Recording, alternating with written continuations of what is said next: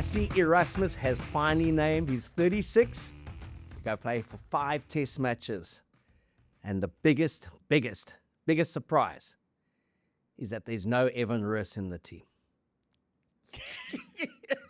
Yo, shocker, mate. I don't know. I mean, no, we knew he was never going to go there. Cam Honeycomb's not in the mix. It just goes back to what we always said. Like, if Evan Roos doesn't fit what Rassie wants to do in the loose trio, then that's great. But he should just come out and say it and stop pretending like the guy's close and there and thereabouts. I mean, how many injuries do we have? And the bloke's still not in the mix. Look, Rassie will come back and say, I can only pick so many loose forwards. True. Who would you pick? But I can tell you, if Cam Honeycomb was fit, he'd be in there. I was also surprised Trocchi didn't get in. Yeah, Trocchi he's had a nice little resurgence, eh? He has. And good against the Bulls, good against the Sharks. But yeah, Evan Roos, I mean, I am kind of been a little bit naughtier, being a bit facetious. He is on standby. He's one of 10 standby players. But, I mean, that means as much as Nathan Forshire being on standby. He's got one arm at the moment. Yeah. So, and he's not going to play because there are no games till the 29th of November, which I also found odd that in the press release it said some guys have been left out so they can get some game time in the Vodacom United Rugby Championship. I don't know if anyone told him there are no games. There are no games, mate. There are no games in November. No. Only the 29th. I think it's the Stormers play in Munster. It's that we're back in action that weekend. Correct. And basically it's when we play Wales, the last test match. Well, that's great news for the Stormers. I mean, Evan Roos has been outstanding for them, standout player, and obviously to have him not be on the Bok tour, the opportunities for injuries are much more limited. Look, I mean, the Evan Roos debate has become a non-debate among many South Africans because Rassie has declared he's not there. Yeah. At the moment, he's way down in the pecking order. Yeah. So everyone's, well, if Rassie says so, let's not debate it. I'm saying any selection must be a debate, especially when the guy's playing well. Now, you would pick Evan Roos. I would pick Evan Roos. Rassie won't at the moment. He has his reasons. He also has 2 World Cup trophies, medals, winners' medals. Yeah, and he has Jasper Wiese playing well. There's who can play there. There's Kwagga Smith who can play there. So there's an argument to be made for why he doesn't pick him, but he would pick Cam Honeycomb because he rates him. He doesn't necessarily rate the all-round package that is Evan Roos, despite all the protests that there's no issue between the two, and that's why he's named him on standby. But I would say to Evan, listen here, mate, enjoy November and don't stretch too much because don't wait for that phone call or that text message. I don't think it's coming. But you know what actually may come? Wales, because he always likes to pick him against Wales. Yeah. Every third year. That is true. Every third year he gets to call up against Wales. That's a great point. But Evan Roos, again, been outstanding. Player of the match against Zebra, player of the match against Scarlets. He was good at the first 2 games at home. I mean, you crunch all his numbers. You more than anyone else knows what he's putting off the ball. To give some education to the public. The things that we don't see are like, we see him taking the ball up, okay? We see the offload, we see the try, we see the tackle, but your data is so much more than what the television shows. What have been the qualities and where do you see the big improvements in his game over the last year? Top secret, mate. Can't tell you. All right, mate. No, look, Evan, I think it's obvious. He's at a Roos. He's a power ball carrier and a momentum shifter. And what I like most about him is the stuff that maybe irritates some people. I love the edge that he brings. So Evan is not shy to get stuck in and get involved. And there's like an enforcer element to what he does, which I think adds massive value to the pack. Any team, you want guys that do that. That just adds a hard edge to your team. And the guys that are playing against, this isn't just about technical rugby. There's a ferocity to it too. So I'm a huge fan of his. I think he's a great player. He's young, explosive, physical, good skill set. So, yeah, I'm surprised he's not in the mix, but as we've spoken about, Rassie knows what he's doing. But if, just again, educate. People want to know more. Get to the technical side, they've said to me. Let Zels speak. He's sitting at the window now.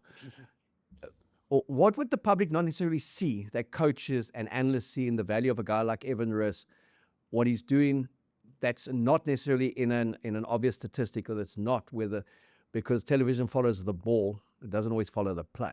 So he's a guy who kind of features on the ball. So he's a guy, you pretty much what you see is what you like about him. He's not like, I suppose, let's say Francois Munster. There's a guy who got through a ton of work off the ball. His work rate off the ball and around the breakdown often didn't go seen because people watched the ball. But with a guy like Evan Roos, the big things that he adds are the things that you see because he's on the ball in those moments. And then his physicality around the tackle points, and again with ball in hand is the key drivers to his performance. So he's dominant. And he's maturing. People forget he's still mid-20s. He's got a presence. What I've liked about him this season is he seems to have kind of mentally toughened in not reacting, which doesn't mean he doesn't react. He knows how to react and when to react. And what I enjoyed about the Zebra game and the Scarlets game is there was a lot more go forward in his first act of thinking as opposed to go laterally. Because he's got great skills as well. But he physically, he's taking them and he's making yards. And when the game gets a bit loose and players tend to default to that coast to coast, he picks it up and he makes 5 meters, sets it up and kind of restores the balance. So, yeah, I mean, to me, he's had a wonderful start to the URC. He was outstanding last season.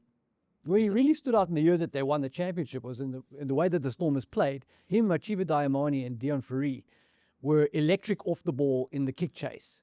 And they ate up lots and lots of meters there. And that just ramped up the pressure on the receiving team. So his athleticism, you talk about him being more direct now, but his athleticism, his ability to beat people with his feet is another sort of string in his bow. You know, he can beat you with his feet. He can power over you. And then he's got the speed and burst to get away from you.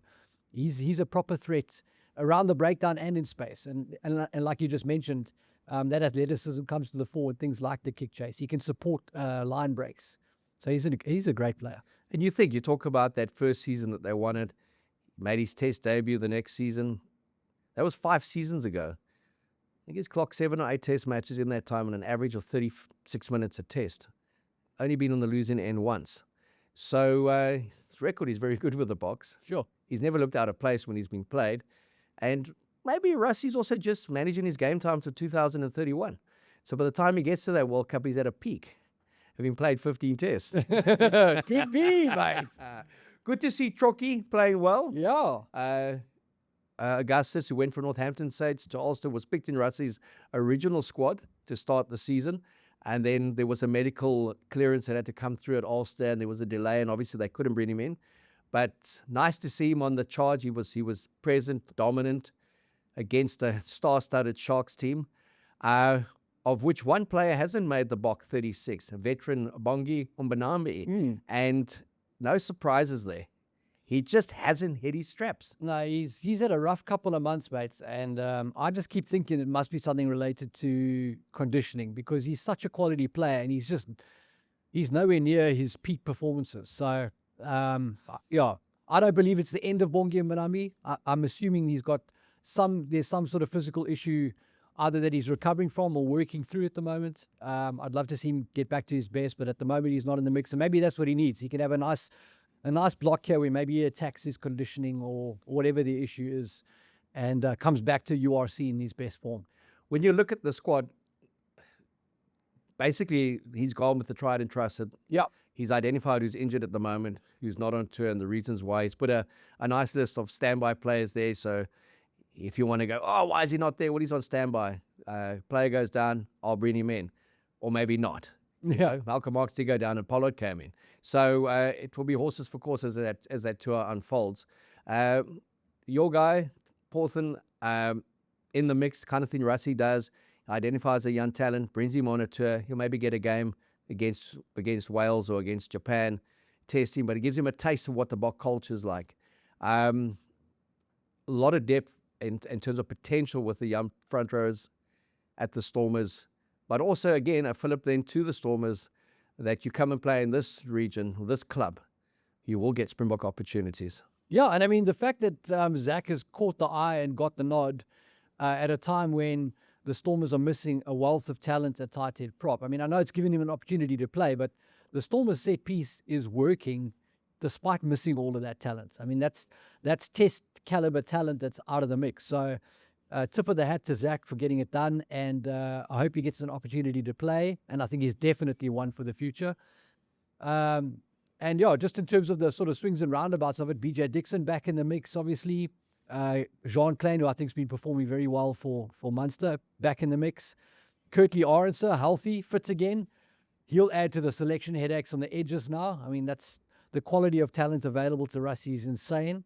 And then the guy that I mentioned to you as being on the standby list, who I'm very excited for, and I think he's having a breakout year in the last 12 months is Seb de Klerk from the Bulls. I mean, he's explosive. You spotted him. He's a guy you mentioned multiple times in previous URC shows, and just rapid. And that speed is translating to rugby field speed, not just track speed. And he's quite nuggety and physical for Oak, who's a speed merchant. So lovely to see, and he's definitely added a sharp edge to that Bulls back three. When you look at someone like Vincent Koch not being in the mix, is that the start of the end, or is it just a message, maybe like a message to Bonge, it's just not good enough what you guys are producing for the Sharks? You've been on the fringes with the Boks this season. There's been other players who have maybe kind of gone past them in terms of form, in terms of presence. Faf de Klerk, where does that put him in the mix? Yeah, good question. I think a lot of those guys who are teetering towards the imaginary too old line are being pulled out of rotation, scheduled rotation, and youngsters are being given opportunities. And I suppose the answer will be somewhere between the quality of the performance from the youngster and the known commodity of the experienced veteran. So every time a guy like Vincent Koch isn't in the mix and a guy like Zach Paulton gets a taste of it, is an opportunity for that youngster to close the gap on Vince and eventually, I suppose, overtake him, because eventually some of these players are going to be too old to be in the mix, obviously. So I think it's just part of that process. I don't think it's as definitive as today is the day you are now officially too old. I think it's just saying, look, this is the direction we're going in, and this is an opportunity for the youngster at potentially your expense. And based on what we get out of that, that's the decisions we'll make around that. Look, the one thing with Rassie, we know that no one's ever out the mix. Totally. And you don't really know if you're in the mix either. Correct. You know, and that's a great place to be in. Previous coaches have maybe made promises to players or kind of absolutely dismissed players. And who knows, I do hope that a guy like Evan Roos finally does get his chance, and whatever history there may be is kind of put to one side. And if the gaps do open, if there's an acknowledgement you've played well, mate, come in and slot in. And then if there's an issue with the player's attitude within the national squad, which I'm not saying there is, then that's just the way it is, and that's the reality of the situation. But good enough to be there. I think if you can pick a squad of 36 and not include Troki, not include Evan Roos, not include Aurich Low and Cam Hanekom because they're injured, then hell, you've got some talent in that squad. Yeah. You talk about Kobus Wiese, an interesting one that. What happened there? Yeah, but I mean, that's exactly the thing now. You look at Johan Krobela and Ben Jason Dixon are back in the mix. We were having this conversation about them a couple of months back. Like, is this the end of the road for them? Are they not really in the mix anymore? Bit of a tough pill to swallow.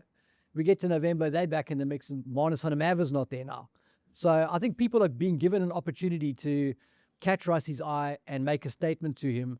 And I don't think it's as simple as you played well, therefore you are in the mix between now and the World Cup. It's like, okay, noted. We've seen what you've done. It's banked. We're going to go look at a few other people.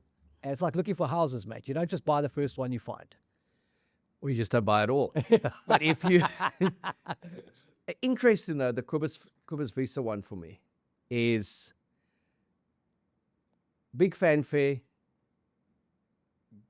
Got picked, made his debut at lock.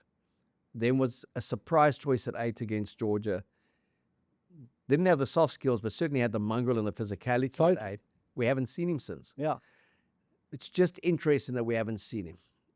You would think in the context of how the rugby championship unfolded, he would have been in the mix, we'd be in the mix at the end of the year tour. So it's an interesting point for me, that one. Marnus van der Merwe comes into the mix. Again, does nothing wrong. What has Robbie's done that's right, that puts him back in and puts Marnus out? But that's what I'm saying. I don't think it's, and I quite like this. What I wouldn't want is for BJ Dixon to be in the mix for a season, and then they decide definitively, okay, we're going to invest the next season in Kobus Wiese. And so for a year, you don't see Ben Jason Dixon at the box. The same with Krobela and Marnus van der Merwe. Guys have been given little shots, little opportunities, little tastes, and the expectation is you've got to run with that opportunity. And this mass rotation that Rassie's been on for the last couple of seasons really does ask you to perform at your best. It's like pop idols. You've got 15 seconds to impress the crowd, or it's 3 crosses and you're out. And so I think that's kind of the way that it's played for these guys is, look, you've got a shot now. We'll note how you perform on that, and we are going to make definitive decisions within a particular time frame before the next World Cup. But you may be in and out of the box squad 3 times in the next 18 months. Don't take your in as you're in or your out as you're out. All right. Well, we talk about being given opportunities. We look at the box setup. We're going to be discussing that obviously in greater detail in the next week or so before the 5-test series starts. And that's 5 test matches in November, starting with Japan. They're playing at Wembley. We'll have to correct that. I previously did say Twickenham. I forgot there was a match played at Twickenham the day. I think it's the All Blacks against England. I thought we were playing the curtain raiser till that one. But it will be Wembley that we'll be playing at against Japan. All the Bok players have been released who are in Japan to play in that. I'd like to think maybe the Japanese players also have been released. Otherwise, it could get quite messy there. But a nice way to start the tour and to finish the tour as well with Wales. But in between that, there's Italy. There's the big one in Paris, France, and obviously Dublin, Ireland. But looking at that box setup, Sport for Choice at 10. There's Manie Lebok, there's Sacha Feinberg-Mngomezulu, and there's Andre Pollard. And if you want to talk about who's running hot and who's been running hot for the last month, it's Sacha FM for me with the box and with the Stormers. And obviously we've been doing the Pick and Pay ASAP campaign, the Shisa Rewards Challenge, who's running hot. And for me, Sacha is Shisa. Sacha is Shisa. You're right. He is running hot. He's the hottest source we've got at 10. He is. What I can't get, but it takes me back to the Bob Skinstead days in 1997, 1998, 1999, that there's so many in this country who still can't get the blessing that it is to have a player who's got style, who's got strut, who's got swagger, and who's got strength, and who does it at national level, at club level. It would be a joy if that Oak was playing 10 for the All Blacks or for the Crusaders or for Munster or Toulouse. We'd be saying, wow, look at that guy. We'd be killing off Anton DuPont in this country just for being too good. I mean, I saw some crazy stuff on socials. People saying he should be dropped because of his attitude. His selfish. Well, he's selfish. It's all about himself. I like the fact that he scores 37 points in a test match for us. I really do. I don't see that as a negative at all. I really like the fact that Sacha scores 37 points in a test match, takes the match by the scruff of its neck, turns it in a moment that it could have got messy for us, and plays the game of his life. I love the fact that this guy wins a rugby championship with the Springboks and wants to play for the Stormers 5 days later. Yeah. In Leinster, of all places, and goes and does his thing, gets on the scoreboard, then goes to Parma, and he's willing to play against Zebra. And again, a game that the Stormers were totally dominant in, but had a weird kind of 7-5 lead to Zebra. Where does the match turn again? The individual brilliance of Sacha FM. Now, just appreciate that guy and love him. Yeah. And let him be him.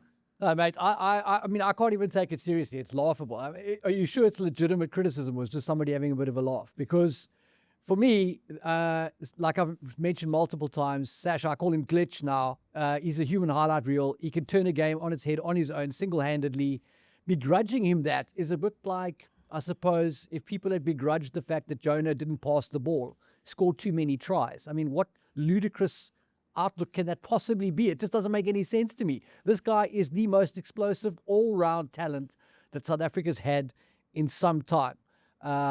It's just unbelievable. Maybe ever. I mean, I don't know. This guy can do everything. And I've never seen a player at the Springboks single-handedly take control of a game like this guy does. Like, he just unlocks it all on his own.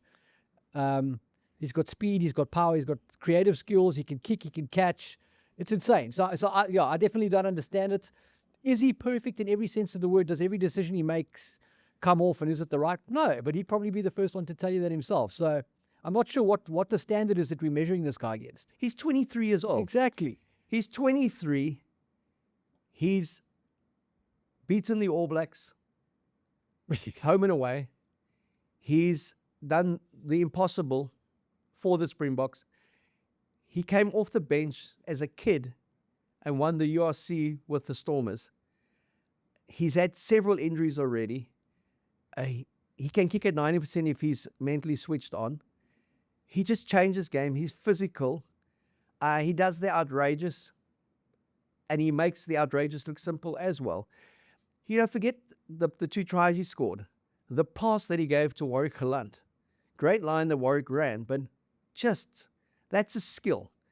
And he gave another one and the ball went to ground. But you just see what he does in the way he reads the game, the way he sees space.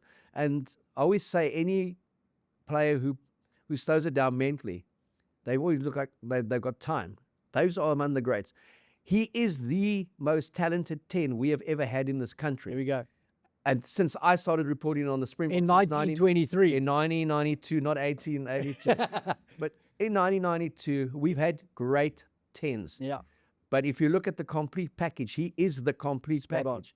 And the closest I've seen to him globally as a complete package was Dan Carter, especially in his prime. Wilkinson was a great 10, but he didn't have the fluidity of a Carter or a Sacha. Yeah. He had other attributes in that. So if you just say, what's the tick box? He's got it all. And I just think, get behind this guy. Just celebrate the fact that he's ours. I mean, it would also be different if we were going through a slump in Springbok history and we couldn't beat anybody. But we're top of the pops. What is it exactly more that this guy needs to do? I mean, he smiles. Can't be real. He smiles. He's aggressive. He gets you involved. mentioned Bobby Skinstead earlier. I mean, I can understand why there was a negative reaction to him because he sort of burst out at a time where the average rugby player, in sort of engaging with the media, had a vocabulary of about 12 words. This I could talk eloquently, and I could see, and he had a fringe. Those are two things I could see would rub people up the wrong way. But this guy is nothing but great in front of the camera and even better on the field. So I'm not sure. I have no idea where this is coming from. And a leader. It's under 18s captain. It's under 20 captain. It's wonderful at schoolboy. You see some of those young interviews he did as a 13-year-old schoolboy, thanking his headmasters, his colleagues, his teammates. Yeah.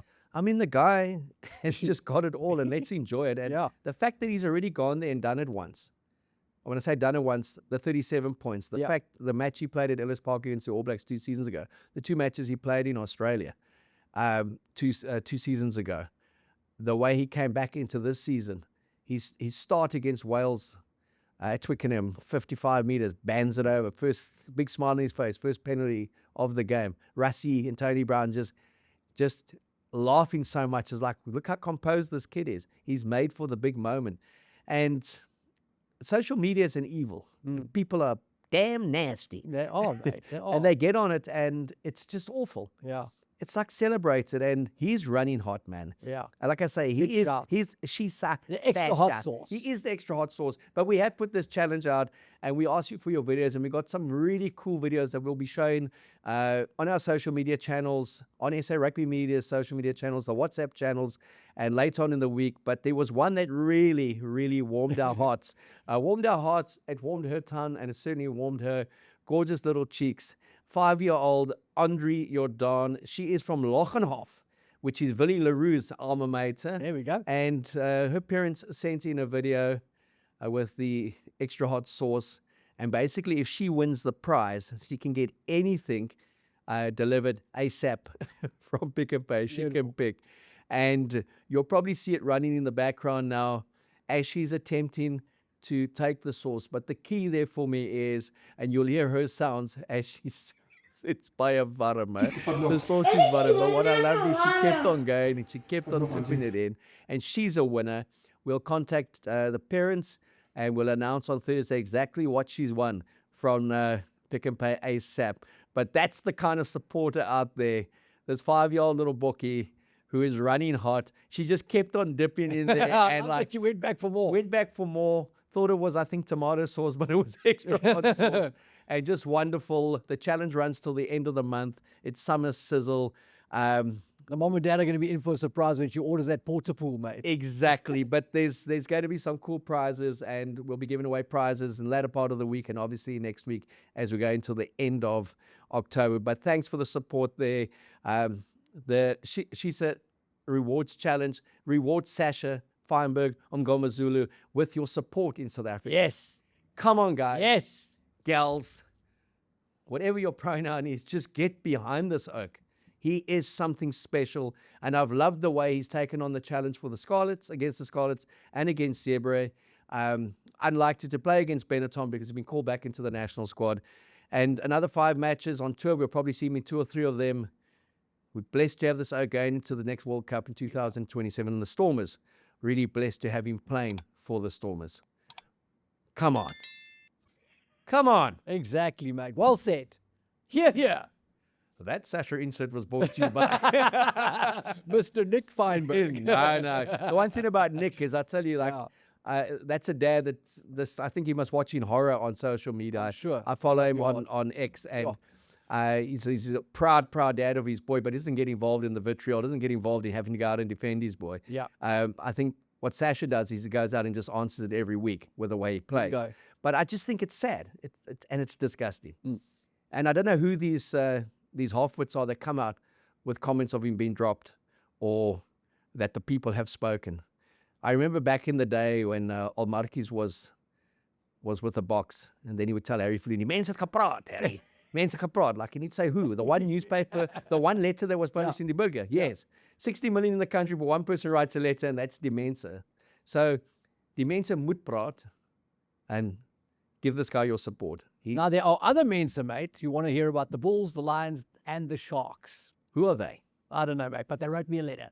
Well, I don't know. I don't see them at the top of the log. We only speak about winners here, and that's why we'll be speaking about the Lions. We'll be speaking about the Bulls. Yes. And we won't be speaking too much about the Sharks because, geez, the most frustrating team. They were a shocker.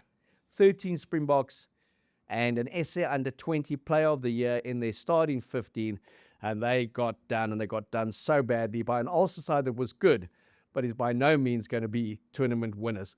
There's no way you can justify, and people have tried, the integration that Plum's had of winning all these Boks back. Well, they're gone again next week, so he doesn't have to bring them back. We don't have the Boks. That Sharks team should not be 0 from 4. No. With those squad players. No, they shouldn't. And they shouldn't have been 17-0 down after 20 minutes.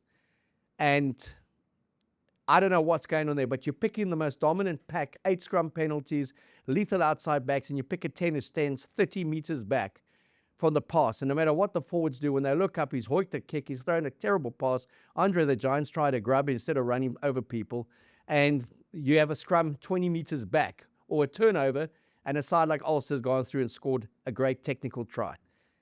There's just no excuse for the Sharks at the moment. No, mate, there isn't. And it must have hurt even more that Tarzan came back with Ulster and looked absolutely explosive and electric. Van der Kok had a great game.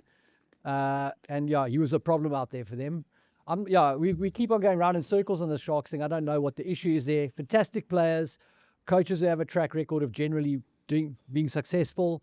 I just wonder whether the sort of pedigree of these Springboks doesn't make this team a little bit too much sort of a decision by committee, you know?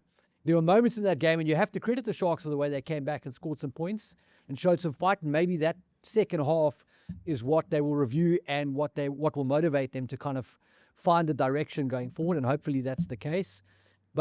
And I've always said this with Andre Esterhuizen, I look at that guy and I think this is going to be my favorite player in the world, and then he comes out and he wants to be a creative guy and use his hands and his skill set. When Andre puts his head down and just runs straight and uses his brute force and the chassis that God's blessed him with, he almost ended Rob Herring's career in one moment there, the way he ran over that guy. And he just needs to produce more of that, because that momentum can change the face of the game for the Sharks. If they just play more direct and sort of do the dirty work first, try and make the dinner before you eat the dinner, then you won't be eating raw meat. You know, like, just do the hard yards first, be physical, be direct, then the outside backs will come into play. So I think that team just needs a few tweaks, and maybe it just needs some strong leadership to say, this is the way we're going to play. I'm not asking, I'm telling you, this is how we're going to do it. Everybody jump on board and let's make this thing happen. Well, let's go back to when Plum came back a couple of seasons ago. He said, we need to play a different way. We're entertainers. And they ended, 16th in the table? Wow. Out of 14th out of 16 teams. Side to side, coast to coast, kind of just keeping teams in the game. Go back to your set-piece dominance. Go back to understanding field position and the value of, as Warren Browson always says, prime real estate, okay? Know where to play the game. Yep. Then I looked at that game and I watched it a couple of times. Super Sport, bless them, they keep on playing it. It's like, yeah, there was so much rugby played between the halfway line and their own 22 that just kept, one, it nullified their set-piece dominance, but it also just kept Ulster in command of the game. Because when Ulster did strike, they were brilliant in the way they used width. But then I look at the leadership. So you've got Jordan Henderson on the bench. He hasn't played for a while, but he's a Springbok. You've got Lukanya Am on the bench. One was Jaden Hendrickson. Introduced him 72nd minute, 73rd minute and 78th minute. Now, when it's not going your way, get those guys on at 60 or 55 and just say, we're 20 points down at the moment. Something needs to change. It's not working the way we're playing. Especially a guy like Lukhanyo get him in the mix earlier and just let him bring that kind of experience and that presence of mind. Midfield, yeah. To how to control that midfield. Yeah. I mean, a guy like Ethan Hooker, the most dangerous strike runner in world rugby this season, I think the first time he got a run with the ball was in the 79th minute. I mean, that's... And under pressure as well. That's the irony of rugby. But so who do you blame? Do you blame the coach? Yeah. Do you blame the captain? Do you blame the senior players? Who is to blame for the Sharks' performance at the moment? So in some ways, that's the problem of the progressive way of coaching. And look, you have to have this. But what I'm saying is when everybody is responsible for the plan, then it's very hard to kind of pin a lack of results on anybody. And I suppose, that it may be old school, but when you have a coach with a strong vision who says this is the way we're going to do things and gets the players into that, rather than saying, let's sit down and discuss how we're going to play and let's make sure everybody's happy with that decision, then it can be quite difficult to find exactly who's responsible for things that are not going right and to rectify that. And I'm not saying that's the case of the Sharks. I'm just saying I don't think it's the quality of the players that they have. I think it's the quality of the plan that they have. And so however they got there, I think they need to reverse track that a bit. Because if you look at that Sharks backline between Andre Estes and Makazole Mapimpi, Ethan Hooker, potentially Lukhanyo they've got maybe the most physical backline in the comp, size-wise. And they've got a set piece that can be very dominant. It's dominant at international level. So for me, it's a no-brainer that you play the gain line game, you get across the gain line, and then once you've created that momentum and you've created that pressure, then you look to move the ball a bit. But I would, if I was playing against the Sharks, I would want them to move the ball around because I wouldn't want to have to tackle them head on. I wouldn't want to have to take Andre the Giant head on. I want Andre to pass. So I just wonder how much of that is factored into their thinking. They definitely have the quality of player. They showed in the second half they can be explosive and turn things around. And I think they need to fix their attack because the attack is probably putting their defense in a bit of a sticky situation more than it needs to. So they've got the quality to do it. I'm rooting for them to turn it around and bounce back, and hopefully that happens this week. It should happen given who they're playing. The Scarlets. Tough team, mate. Tough team, mate. 1,771 fans pitched up to watch the Scarlets lose at Ellis Park against the Lions, and that included travelling Scarlet supporters, according to Simon Borchard, editor of SA Rugby Magazine. Yep. I thought that half of this weekend's URC matches were played under COVID regulations because there was no one there. Yeah. There was a sprinkling at Zebra. You looked at what was at Ellis Park. You look at what was on show in Wales, and the only saving grace was what happened at Croke Park. More than 50,000 people pitched up to watch Munster stun Leinster. We're going to get to them first, but the Bulls, they got the win on tour. In goal. 29-28. Beautiful. The Connacht kicker had 2 shots at the conversion, missed them both. So they got their get-out-of-jail card for the year. It is points on the table. That's all that matters. They got the win, but conceded another 4 tries. That's 18 tries they've conceded in 4 matches. They go to Glasgow without a lot of those Springboks. It's going to be a hell of a challenge. But even if they can come back and say that they're 3 from 5, it's a decent enough start, knowing all the Boks to come back, a lot of games at Loftus. What is the issue with the defense? Individually, there was a little bit more heroics, but is there a system problem there? No, I don't think so. I mean, I think the defense needs to improve. We spoke about it last week, and it's a similar situation to the Sharks. When the attack is not efficient and there are some errors, then your defense gets put into tricky situations. I actually thought that the Bulls' defense improved this weekend, even though the game was very, very tight. And I think the attack is starting to kind of find its place, and they were relatively good under the high ball. So I think the Bulls are coming, and I think it's just a matter of time. There have been a lot of moving parts at the Bulls, and I think it is all going to start to click. So a win at Connacht, there's nothing to sniff at. It doesn't matter how you got it. You got that result. And like you say, winning at Glasgow is going to be a whole other kettle of fish. And let's hope the Bulls can pull it off, find their most ferocious form. Their defense clicks into place, and good things happen. That back three of theirs, when Caden Moody regains his best form, they are going to be a real problem for teams. Well, we look at every week we do post-weekend matches. We do the Steco, power, precision, sustainability play. For me, there's just one guy that's come back and he's flourished there.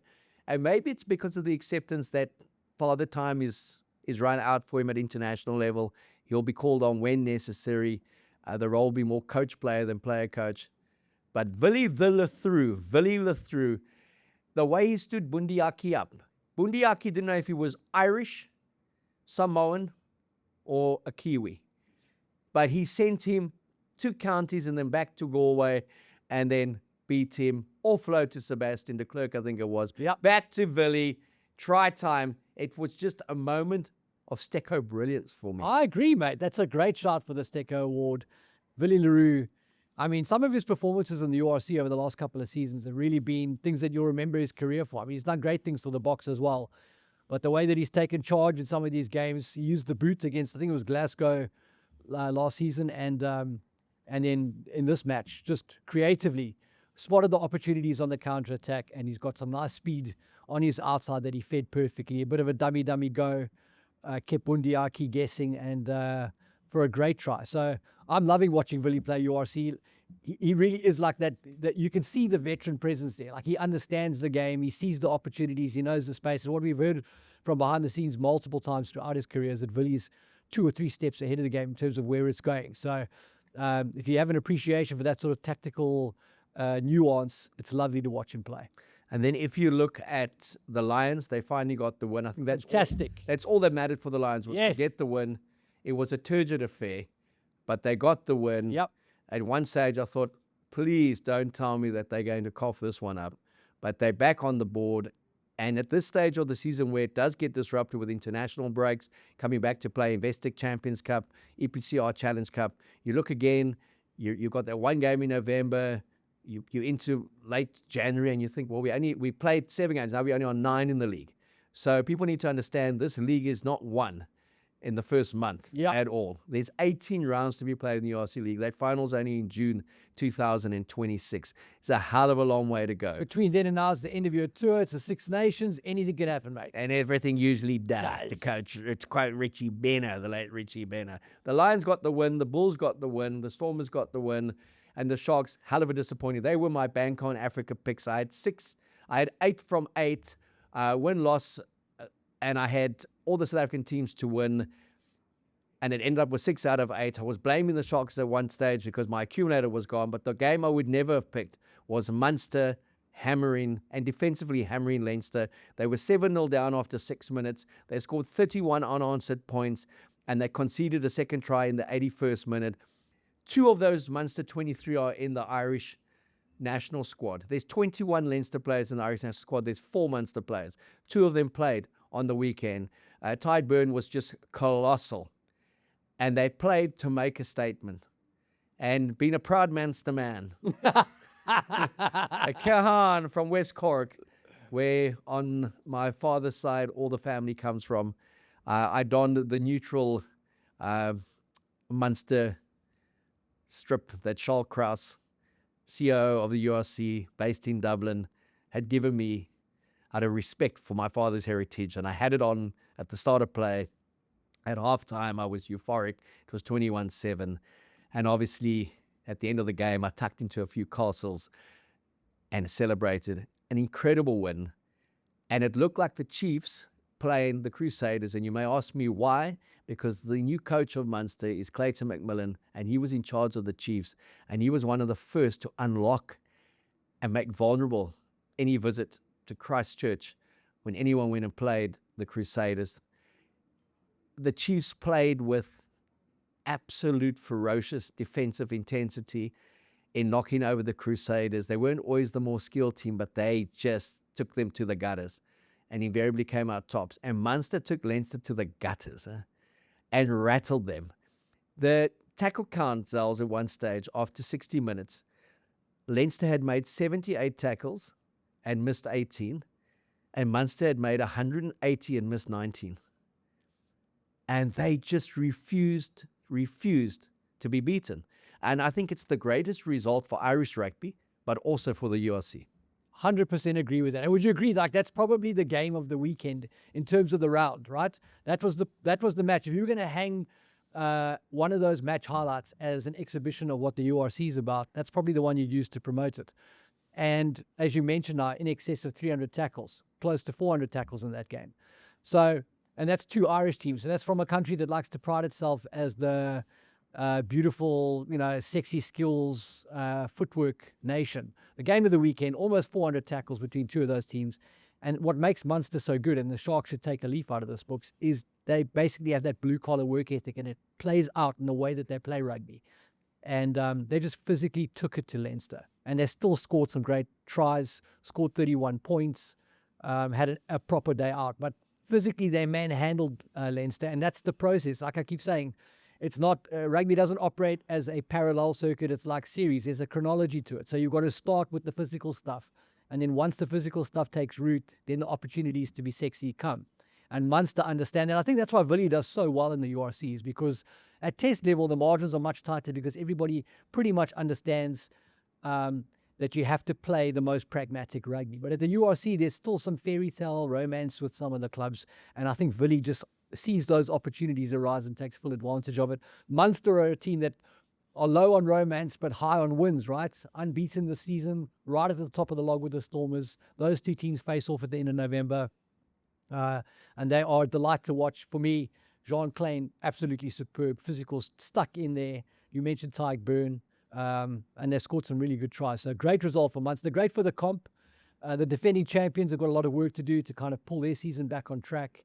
But I think in Ireland in general, I think Munster are the future. I think people are understanding that this return to a physical dominance game is really at the heart of what's going to make Ireland competitive and successful in the long run. It doesn't mean you have to forego the skill side of it, but I think Leinster originally were very physically strong. They had a dominant scrum. Tyke Furlong was unstoppable, and then they added the skills to that. And I think over time, the hype around that skills has kind of overtaken, and Leinster have now become a skills team, and maybe that set-piece fundamental physicality is starting to go missing. And I think a return to those fundamentals is what's at the heart of it for Ireland. Yeah, 1 from 4, Leinster are in foreign territory in the URC at the start of their season.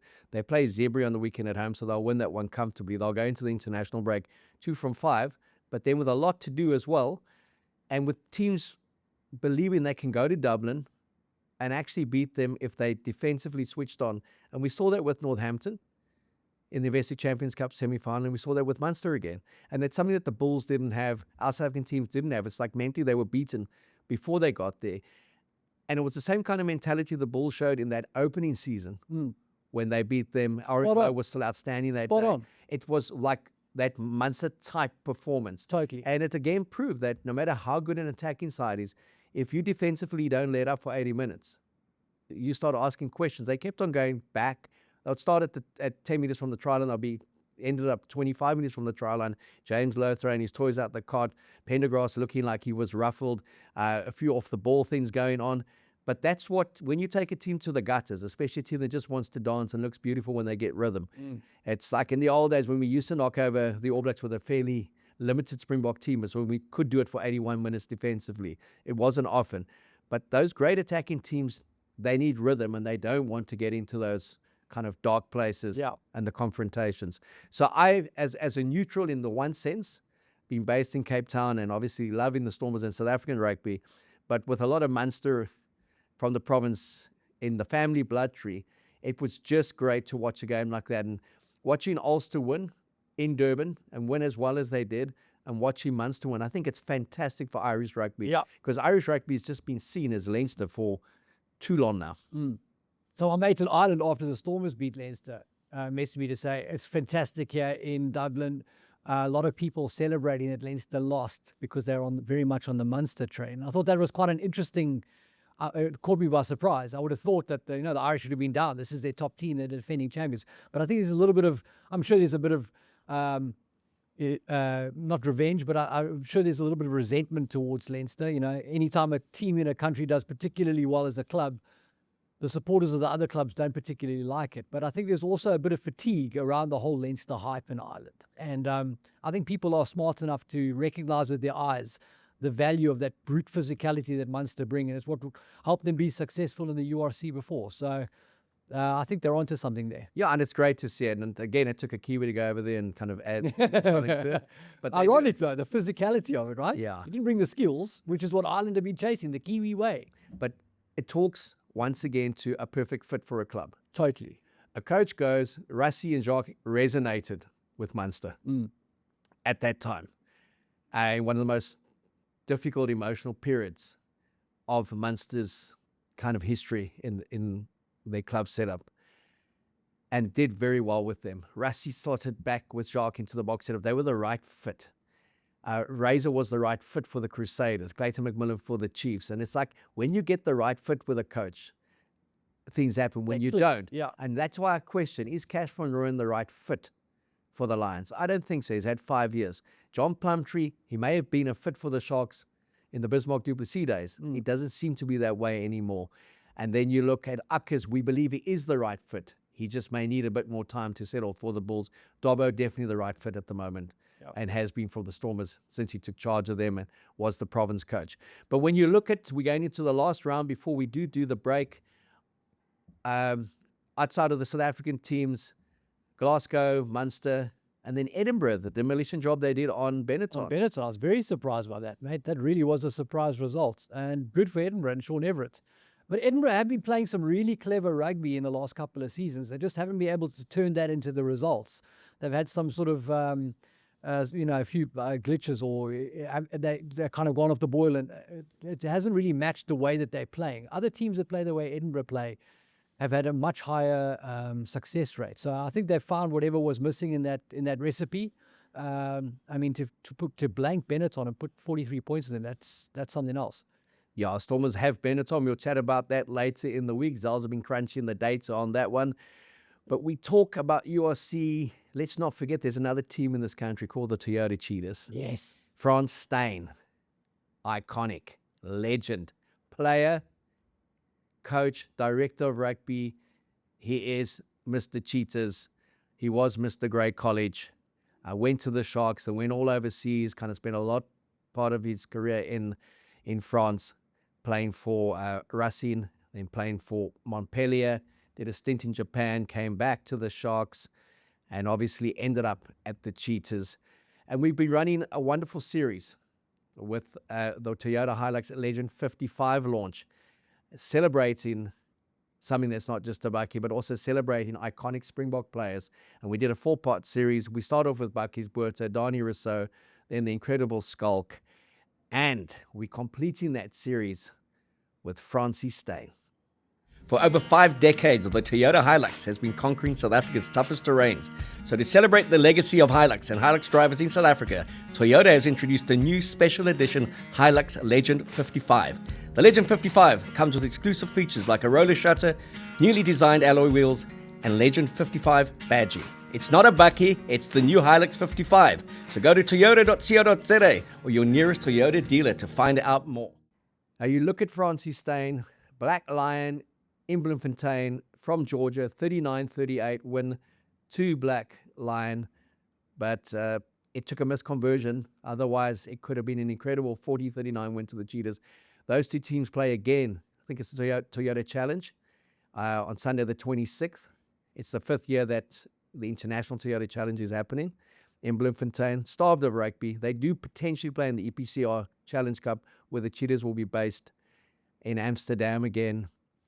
But it's important those guys get games, but important for Francois Steyn as well. He was disappointed with the Currie Cup, with the SA Cup. He wants to give back, and he wants to give back a title to the Cheetahs. But his career, like when we think the Legend 55, we really think Francois Steyn. Yeah, I mean, Francois Steyn, what an absolute prodigious talent when he burst onto the scene, came out of nowhere, out of school, and just basically a little bit like Sacha in the way that he could do everything. I mean, a big bloke, physical as a ball carrier and then as a tackler, and this monster boot. When he went to France for racing, some of those drop goals from beyond the halfway line, you were just like, how? So, what an incredible career he had, and also a little bit of an enigma in the way that he was in and out of the Bok team, some drama around that, then made his comeback, was everybody's sort of fan favorite guy, hell of an athlete, but still around after the game to have a beer with a few fans and enjoy himself, and just a maverick, but in the best sense of the word, just a guy who, like Sacha, just takes it on the shoulders and was not shy to try and turn things around himself. and sort of carry that weight of expectation with ease, you know. And yeah, could dent the scoreboard from anywhere, and played in some huge tests, won some huge tests. The only real pity is that he only played 78 tests. He's a guy you thought could have been a centurion with ease. But if you had to pick the best Springbok back ever, in terms of being the complete package, this guy would definitely be in the conversation, because he really was a do-it-all bloke. Well, he played at 15. He made his debut in the 2006 Centenary Test match against Ireland, where they played in the Paul Roos original Springbok jerseys, the green with the black shorts. He was on the wing. He was sensational. He was South Africa's player of the match that day. He scored a great try. Looked a hell of a lot different back in those days. Yeah. Youngest World Cup winner back then, age 20, 2007 in France. And the story that Jake White's always told is when 2004, he got his squad together in Bloemfontein. They played Ireland in that opening test, and they went and watched the great college side play. And he told the senior box to watch this game and watch this one particular guy, Francois, Steyn, because he'll be going to the World Cup with you. And Jake had identified him at a young age and knew that he would play for Springboks and he would be superb. And you know, he played wing, he played fullback, and then he played fly for the Twickenham test against England. He was player of the match there. Jake was like, I don't know, if I start him at prop, he'll probably be player of the match. Yeah. And Jake was the one coach that also got the best out of France. Yeah. And at the Sharks, when he had issues with his knees, he didn't have to train, but he played every match in that Super Rugby season, all 80 minutes. And he was outstanding, and he played at 10 for much of that match. Wow. But a guy that you say played 78 tests, people say he should have played a lot more. He fell out of favor when he went overseas. It was at a time where if you played offshore, they didn't want to pick you. I know him and Hanneke had issues at one stage. Hanneke wanted him back, wanted him training every day to prove himself. Francois Steyn was, I think I proved myself enough with what I've done when I've played for the Boks. Those drop goals against Australia at Newlands, 22-91, those two sensational drop goals. The two penalty kicks against the All Blacks in Hamilton to win us the Tri-Nations, the World Cup winning performance in 2007, and then to come back as a veteran and be prepared to play a supporting role in 2019. Yeah. And just be a mensch, be the meneer, be the senior statesman in that box setup. And but for the injury that ended his career, basically, he probably would have gone to the 2023 World Cup. So he's a World Cup winner, 2007 and 2019. I loved it when he went to Cardiff and turned that test match around. That incredible 50-22, then a long range penalty, the big beard going. And we had that terrible run in Cardiff where we just had to knock them over for a while. And we got the win. And I remember in that interview when the woman said to him, I think it was Sonia McLaughlin, you must be very, very happy given the history here, given how many times the Springboks have lost. And he said, I've never lost. I was never worried. And he had never lost against Wales in Cardiff, and he was never worried. So understated, but we give a lot of love to the Stormers, to the Bulls, to the Lions and Sharks, and critique on this show. But we also give a lot of love to the Cheetahs. And, yeah, Toyota have always been there with them. The Legend 55, the new kid on the block, but the old legend. But when you do think of Toyota, you think of the Legend 55, you just think of Francois. Well, it's a great mix, mate. A guy can do it all in all conditions, and in the clutch, he's going to come through for you. And that applies whether it's an automatic or manual, mate. In the clutch, he's there. So Francois Steyn was Mr. Dependable, and just what a fabulous player. What a great, great mix. They sort of complement each other. Francois Steyn and the Hilux, mate. Good choice. This segment of Keo Zels is brought to you by the new Toyota Hilux Legend 55. It's not a bakkie, it's the new Hilux Legend 55. And then when you think of legends, Manano, 43 years old, 3 successive tries in the top 40. So old he smells like mothballs, mate. But giving you the kind of go forward you'd want to see from an All Black centre Wow. for the last 4 or 5 years. Just an incredible feat to be playing at that level and doing that job at 43. But just goes to show also the value of that kind of a player. It doesn't matter that he's 43, mate. If you can get over the gain line, that's a guy to have in the mix, regardless of your age. So that's actually good timing to be chatting about Manano. What a career he's had. That guy, blue chip player, probably doesn't get the raps he deserves because he's had an incredible career.